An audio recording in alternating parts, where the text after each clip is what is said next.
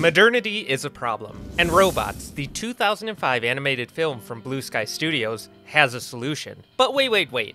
I know you must be wondering, how do we get to such a preposterous statement? Well, you see, it all comes from me looking at the world as it is, seeing a need, and filling that need. And I'd like to take a walk with you through probably the most inspiring movie I watched as a kid growing up. Honestly, this movie has no right being as good as it actually is. But to do that, we actually have to talk about where I, you, the viewer, and many other people are right now. Modernity. And for the purpose of this video, I will be discussing modernity as the combination between both the modern and postmodern era of society. I think before any discussion of how a movie from the same studio that made Ice Age and its 30 sequels upends the culture of despair, individual autonomy, and corporatism, we first need to define the terms we're on. Modernity, at least according to the consensus on Wikipedia, is defined as an era of particular socio-cultural norms, attitudes, and practices that arose in the wake of the Renaissance and dominates the modern era. This definition is sufficient to understanding modernity on the macro scale, but doesn't define aspects of it. For that, you would have to look into a swath of thinkers that have contributed to a vast array of movements across America and Europe during the 18th and 19th centuries. The Enlightenment era is a time that's looked back on fondly by many history books. It appears to be a watershed moment for which humanity's ingenuity and philosophy reached their highest points, and was the precursor for the Industrial Revolution, which would dynamically change the world's relationship with machines forever. From my own perspective, which, mind you, is limited as someone who studies history as a hobby, the Enlightenment era came with its fair share of good and bad, as do most things in life. Thinkers like Adam Smith, Edmund Burke, and John Locke had visions that influenced America and laid the groundwork for modern liberal ideas.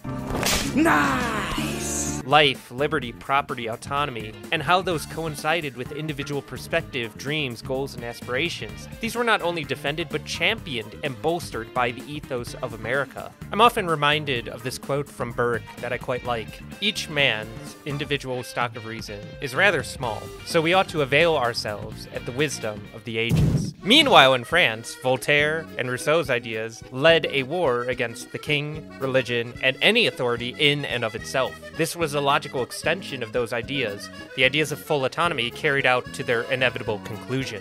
If you only serve yourself, then it's fine to bring down everyone else in your path, which resulted in a large amount of heads rolling off the guillotine. At the very least, they got to listen to the Les Mis music while doing it, so there's that. Now, this is all coming from the perspective of someone who reads these philosophers as a pastime, so I'm not saying that I know everything and every little intricate detail about this. So I'll be the first to admit that my views are shaped in part by my own perspective. However, this has drawn some connection to the current state of the world, and the one of a movie from my childhood. This is primarily because the perpetuation of those ideals, religious tolerance, limited government, and economic liberalism, uprooted hundreds of years of tradition and met the new age of industrial might and societal shift. While we still reap the benefits of such a time period, we don't live in it anymore. Throughout the mid-20th century, postmodern ideas took root in art, popular culture, and music that became generally formless in the pursuit of individual expression beyond anything else. And in parallel, a more sinister force was working in the background. The economic ideals laid the groundwork for a sphere of corporate influence to emerge. This would degrade the single-income family household that gave purpose to countless generations before the 1970s. Now 50 years removed, wages are stagnating, people feel lonelier than ever before, and it seems like the very fabric of society is fringing with how aggressively people engage with each other. No matter where you go in the United States, it seems like the majority of people just feel purposeless in their own life. Every day is just going through the motions. It seems like we can't even agree on the meaning of words anymore, which hampers our ability to talk with each other honestly. The forces of cancel culture pervade the online square of public discussion. Certain corporations are picked winners by forces outside of the individual market incentives, and the other losers are set by the wayside. Even if you manage to work for these corporations, you're put on a hamster wheel of what most people feel is non-stop work with no recognition. We've fallen into individualism, commercialism, hedonism, and relativism. That is observed by more people than you think. This is the world we live in. This is modernity. And for all those reasons I just mentioned, This is why Robots, of all movies, has the answer to these questions. See, Robots was just ahead of its time, despite being the biggest comedy ever assembled. I sort of view this movie in the same category as American Psycho, a film that ages like a fine wine. However, where American Psycho was a period piece statement of the yuppie lifestyle that dominated the 80s, it has recently been recontextualized to address many of the challenges of modernity we face today. Robots is a little different, as if it was a parody of the trajectory we were on as a society. It's like the creators of the film saw the underlying problems and just took them to their comedic extremes. Hey everybody, spare parts! Now, nearly 20 years later, we find ourselves living in this Machiavellian mechanical nightmare. Robots was the brainchild of Chris Wedge, the director behind Ice Age and other animated films, who still has a presence to this day. And while I have nostalgic appreciation for the first 3 Ice Age movies, I'd be lying if I told you I kept up on his work. Surprisingly, Robots was his first movie to draw such star power like Ewan McGregor, Hello there. Robin Williams, Mel Brooks, Bet kids love this one. and Halle Berry. Halle Berry. For what reason, I'm not entirely sure, but I'm very glad they came to this project. Robots on the surface seems to tell a pretty simple story. One of a young man who's from a small town and dreams of going to the city and making it big. We've seen this song and dance before, but this time it's with robots. I know, super original. But unbeknownst to moviegoers in 2005, this movie was significantly ahead of its time. Perhaps what influenced them initially was the rise of Apple and these multi-billion-dollar tech industry in the wake of the 2000 dot-com bubble. What makes Robots unique from other films, though, is that it tackles these issues, while comedically, head-on. The world of Robots is one that promotes modernity. Why be you when you can be new? And upgrades, people, upgrades! These are slogans driving the corporatist mindset of reducing human decency just to tick up GDP a little bit more. Robots has a society built on gadgets, and quite frankly, pure and total efficiency. This makes sense, as any mechanical device worth its salt needs to be efficient in order to operate effectively. And this amount of efficiency is demonstrated using the primary setting of the movie. Look at the contrast between Rivet Town and Robot City. The slower pace and life in the rural area, by consequence, does not demand the world around them to be as efficient.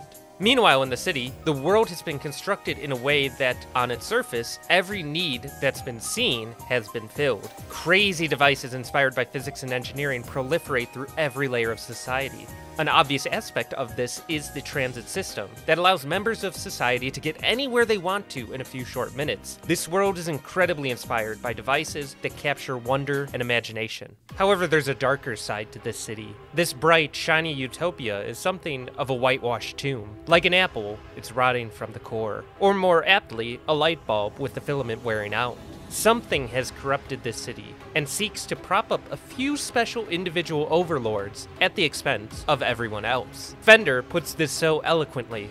If you can make it here, you can make it anywhere. And if you can't make it here, welcome to the club. See, while the characters, like those who attend Aunt Fanny's house, tend to be a little less motivated, they happen to be the targets of the keepers of this efficiency, the sweepers. This is your one-way stop to the Chop Shop, a hellish realm underneath Robot City where spare parts, waste, and yes, even regular robots will be melted down and turned into the newest line of upgrades. See, the robots who can't afford upgrades and begin to break down are classed as outmoded and will be targeted by the Chop Shop. And this is a known fact of life for these second-class citizens, but it can't be fathomed by the shiny special ones. And it's so funny to me, because the individual who runs the Chop Shop is the most heinous-looking outmoded bot there is, Madam Gasket, who I will talk about more in a little bit.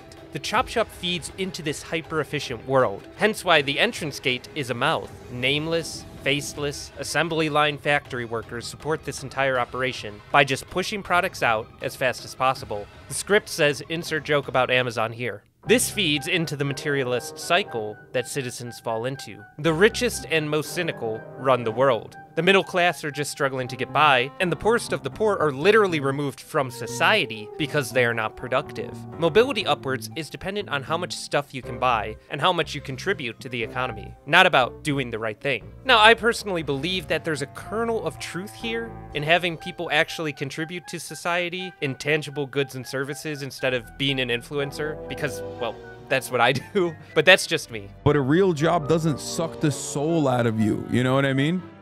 in the same way that 9 hours of streaming absolutely will. Wrong. And in the context of the movie, it's taken to a ludicrous extreme. To avoid the chop shop, you have to upgrade, which is what Halle Berry robot Cappy did. To get to an executive position in Bigweld Industries, she needed to upgrade from her outmoded parts into something new and shiny. Cappy was unable to break the cycle because she played into the rules of the world to get where she got. But despite the success it brings her, she's plagued by the regret of not truly being herself anymore. And while this isn't explicitly stated in the movie, this is actually canon from the behind the scenes. But she's also a character in the movie who has a lot of integrity. She sort of stands up and goes against the other robots who are in power to sort of help the smaller bots, sort of the smaller people. She sort of sticks her neck out there within her own company to help the small guy. But she also has another issue because she realizes that while she's a beautiful, pretty bot, all new parts, she realizes that she's traded in all of her old parts for upgrades to get a better position at her job.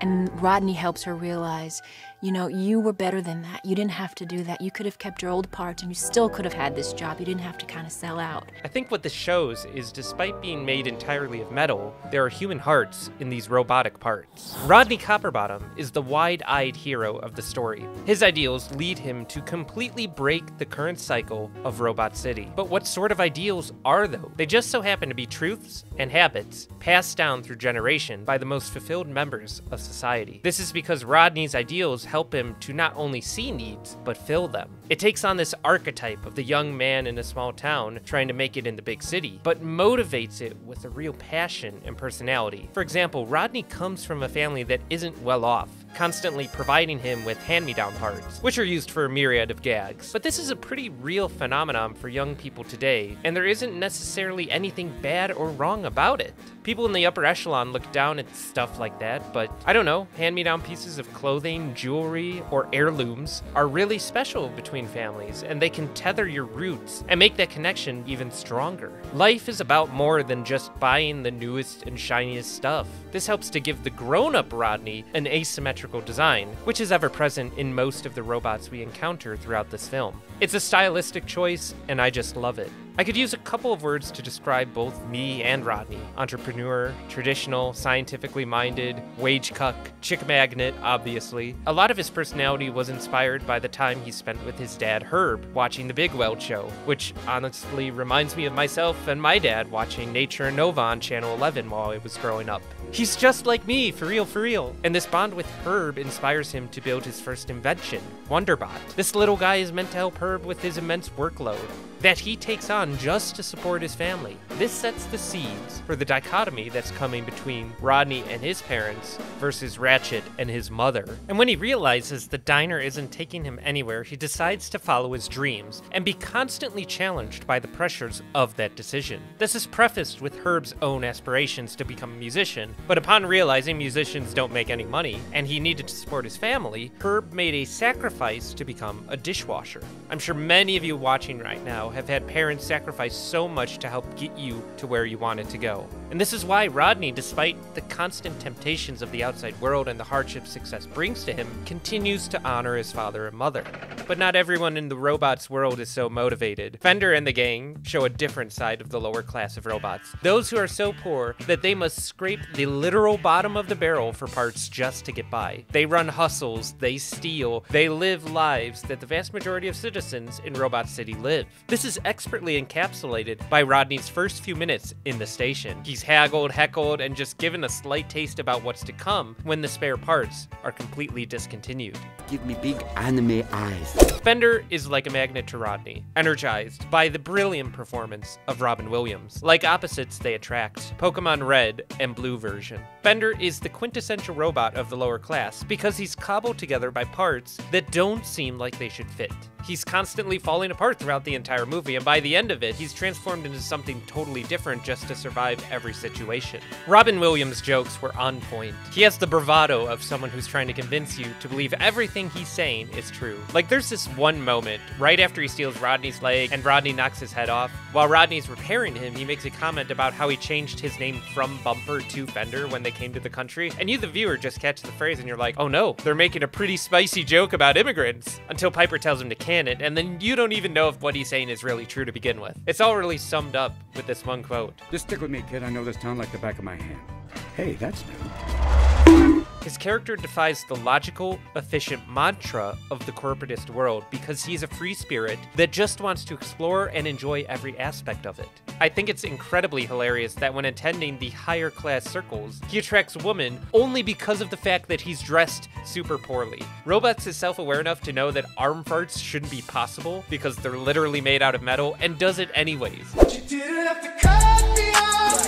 Think I like it never happened to know we were nothing. But despite his eccentric electricity, he really does care. He has a sister, Piper, who he loves dearly, and foils off of very well. Family ties are important for several of the characters throughout this film. Rodney's biological family, or wait, I guess he wouldn't say biological, so mechanical family, because that just feels more correct. Rodney's mechanical family, Ratchet and Madame Gasket, and Fender and Piper show that despite all the odds and personal interests, some things are worth sticking to. But a found family is just as important to some other characters like Aunt Fanny. Aunt Fanny's values aren't a whole lot different than Rodney's because they derive from Bigweld. She has these values because they aren't focused on efficiency.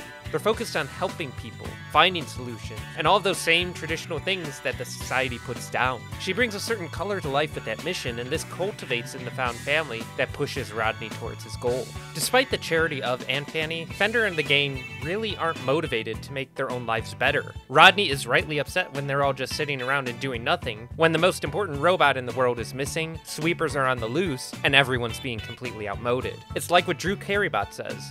Never try, never fail. Those are the words I live by. They definitely see there's a need to be filled, but have no desire to fill it. That makes them apathetic and complacent. It's opposed to pulling yourself up by the bootstraps, the mentality that Rodney has. In the frenzy of bots looking to be fixed, Rodney realizes he needs to catalyze these bots into action. Society has numbed their barometric sensors so much that they don't even realize the world is falling apart around them, which is kind of ominous when you look at the current surge in deaths and despair in the US, or the 30-year later ramifications of hikikomori culture in Japan. Rodney comes in with these true, beautiful, inspiring beliefs to bring these bots out of being destitute. So it's worth investigating the robot who actually put those thoughts into his head. Bigweld is the epitome of old-fashioned values. The bot even sounds like your super wise grandpa who just knew everything about the world. And that's because Bigweld wasn't just in search of truth for knowledge. He sought truth for love, specifically the love of his society. This is something I've come to realize relatively recently in my own personal life, but curiosity really isn't a virtue. Curiosity killed the cat, and while satisfaction brought it back, cats have 9 lives while we have 1. Bigweld is not only curious about how things work, as each and every engineer should be, he's made it his mission to not only improve the lives of everyone around him, but offer opportunities to those who need them. But what Modernity shows us is that he's defeated, specifically because that mindset doesn't have a constantly upward profit motive. Ratchet is able to wield the fist of iron that is corporate power and kick him from the board. And of course, money is important to do the works that need to be done, but as Aristotle puts it, it's not a virtue or value to have significance in life. It is a means to an end, which is why the power of greed corrupts. Unfortunately for Bigweld, cost of big ideas is big money. And have you seen inflation right now? No wonder he was kicked off the board, because they gotta care about their profit motives and shareholders. Now, for those of you who know me, I'm something of a scientist myself. Full-time engineer here, and with the huge tech layoffs that hit at the start of 2023 in all engineering industries, it was kind of interesting to see corporation stocks stay green. These layoffs and keeping the almighty dollar at the utmost importance is a concern for innovation. So what we can infer is that Robot City right now isn't doing too hot. The major employer, Bigweld Industries, just pushed aside their founder, face, and head of the organization so that they could pursue profits unchained by those old fuddy-duddy ideas like passion, expression, communal help, and ingenuity. And while I'll go into why I think they chose this route, I first want to understand Bigweld's reaction to all of this. He was betrayed by his closest allies, Ratchet, Tim, the board, assuming that they all voted to kick him off of it, based on the way that Ratchet treats them. He's completely heartbroken and hides himself away from society with a severance package of limitless dominoes. The world you're looking for no longer exists. You missed it.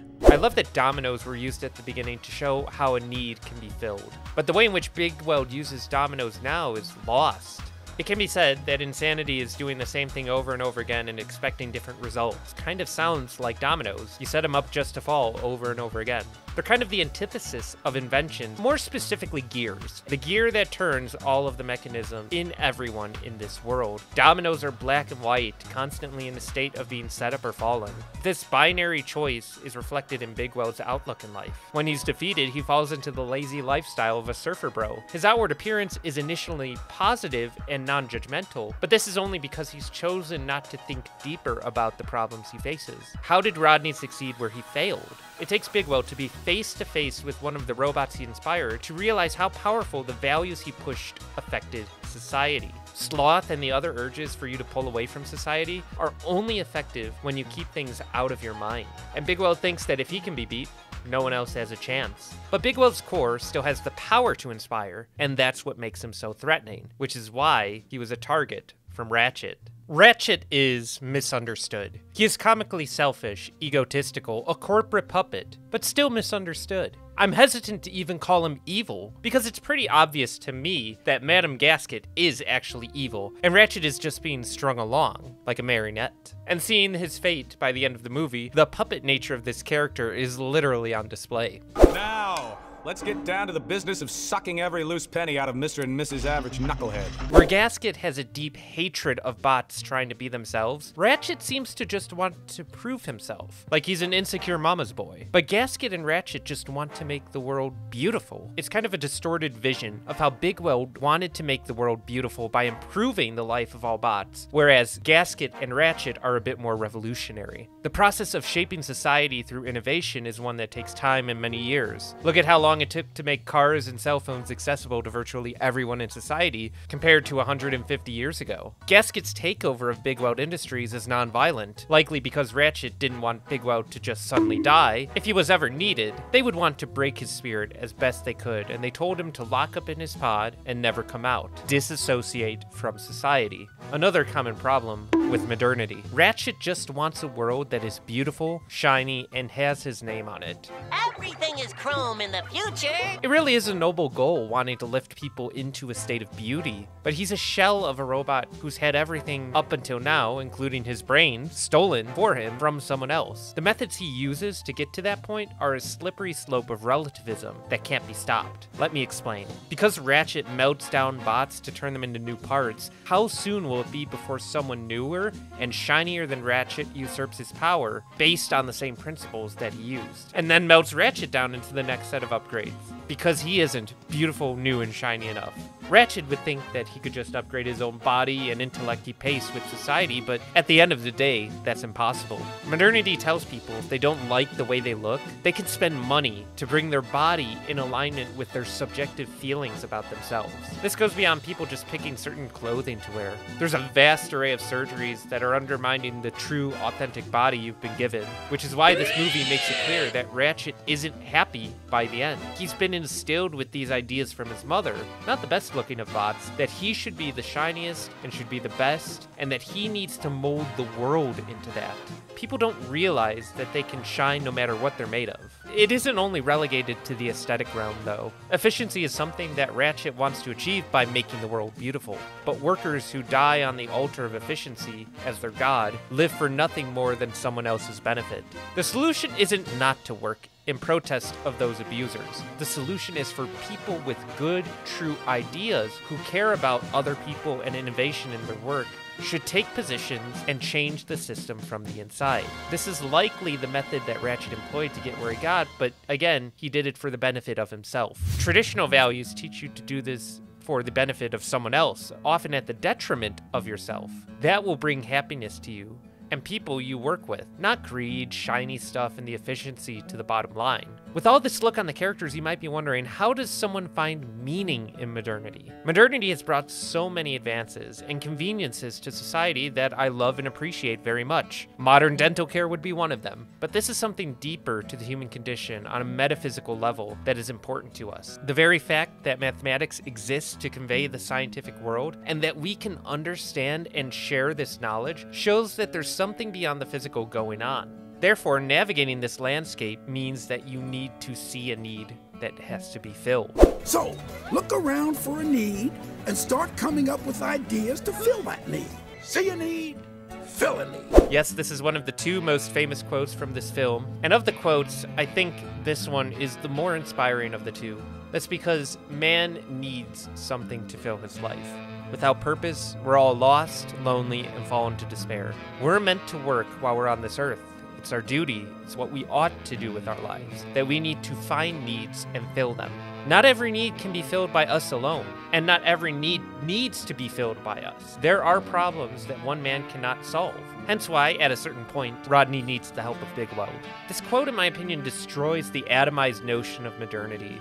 There are two extremes on the spectrum, from anti-work to pull yourself up by the bootstraps wage cuck. And I'm trying to figure out where I lay. Our polarized individualist world tells us that modernity and the singular human identity alone fills the role that social bonding, community cohesion, and religion filled for thousands of years. But just ask yourself, are people happier? The available data shows us by and large people are more miserable on average than they have been for previous generations. And this is for a multitude of reasons, but with this video I want to focus on the attitude that modernity has given us. In the making of this video, in no way am I saying that everyone is affected by modernity in the same way. But I personally see many young men and women have this hole in their lives that just needs to be filled. This hole that's been caused by everyone working just to barely scrape by, as the prices on goods and layoffs soar. Right now, through an empirical and analytical lens, based on the data in the underlying markets, it is one of the riskiest times to invest in your future. Yet that didn't stop Rodney. And I think it's a great idea to ask why. As I explained, Rodney's values helped push him above the depressing forces of modernity. He realizes, whether a bot is made of new parts, old parts, or spare parts, you can shine no matter what you're made of. and that's the second quote that keeps reoccurring throughout this film, and for good reason, since it's a play off of the golden rule. The nature of social media wants to inflame differences between us and polarize us further. We have to realize that we're all humans that deserve dignity and respect, especially when we embrace who we truly are. When our souls and bodies are in accord with each other, we have the ability to embrace the challenges and crosses that come our way. I know it's a bit of a meme, but we should reject modernity and embrace tradition. One could do that through the enjoyment of junk, a fusion of jazz and funk. In all seriousness, I think that modernity treats traditions and values that you were taught as a child beneath the possible understanding of the human intellect. It goes back to the French Enlightenment philosophers. Their ideas were tempting and popular, but now that we're 200 years removed from the side effects of them, we're realizing what the world kind of turned into, and it's not the best place it could be in. Okay, you might be wondering, that's all well and good, Mr. Shuckmeister, but how are you rejecting modernity in your own life? And to that, I can give my only limited personal experience about how I've been sublimating my life to abate the pressures of modernity. I've been trying, and occasionally failing, to live a more virtuous life. I do charity events through my service group. I help with activity planning at my employer and my parish. I take time to exercise at least twice a week. I remove myself from computer screens by hiking or playing a piano. I mean, Excel is just a symbol of modernity. What works for me isn't going to work for everyone, and I fully acknowledge that changing my lifestyle like this has negatively affected the video output on my channel. But it's a choice I've made because I hope to avoid the despair that plagues so many people in similar situations to me. And it's funny to think about, with robots inhabiting society and humans are completely gone, it seems like the logical extension of modernity and efficiency. Look at how automation and AI threaten jobs that would have sustained people for multiple generations. There are rich people more than willing to embrace this change without giving the general populace the proper training or resources to adjust. Their motives are once again profit-driven, because it's the greed and envy that pervades the world. But that always brings me back to a quote from Jurassic Park, another movie that I continue to watch to this day, and it gets better every rewatch. We're so preoccupied with whether or not we can do something that we don't stop to think whether or not we should. Being a bit more traditional than the modern fad does involve some level of sacrifice, and that's why one of the great poets of our age, Huey Lewis and the News, said it's hip to be square. Which is a nice segue into why I think American Psycho, similar to Robots, is deeper than you might have initially realized. Both films, despite being so different in style, tone, writing, and almost every aspect, tackle the same issue, maybe through a different lens of parody, because make no mistake, Robots is one of the funniest movies I remember growing up, and American Psycho is hilarious in its own right. With this discussion, though, I hope to do an inversion of the Marxist analysis trope that I was taught in my film studies during in college. I hope you all enjoyed this modernist analysis of Robots, a film that seemed so far ahead of its time when it came to structuring its premise and jokes. And if you enjoyed this video, leave a like and a comment. Let me know what other movies, books, or shows you think I could tackle with the idea of modernity. This whole video kind of spawned because I was reading a lot about the French Enlightenment thinkers, because I love the story of Les Mis, and there's a prominent thread in there that's heavily inspired by those philosophers. Just sort of led me down this path, and it just so happens that everyone was miserable back then, and it seems like a lot of people are miserable right now. My message is just don't be miserable. Enjoy life, break free from the shackles of the modern pressures, have a beautiful duang, and I'll see you all next time.